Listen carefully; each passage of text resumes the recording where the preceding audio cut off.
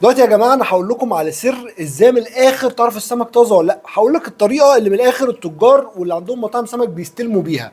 طبعا الناس العاديه يقول لك ايه، العين، الخياشيم افتحها وبص. بص مش ده اللي بيحصل. اللي بيحصل من الاخر عندنا في المطعم لما بنيجي نستلم السمك بنستلمه ازاي؟ بنشوف، بندوس عليه كده على لحمه. لو اللحم زي ما انت شايف كده رد معاك تاني، بص اهو، بص بيرد. بص يعني تعمل صبعك يرد تاني، مش بيعلم.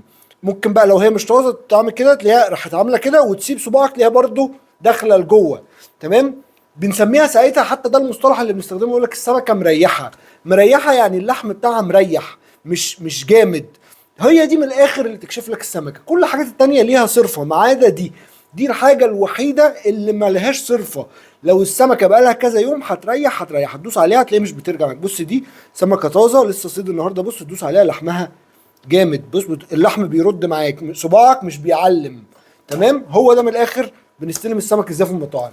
صباح الفل عليكم.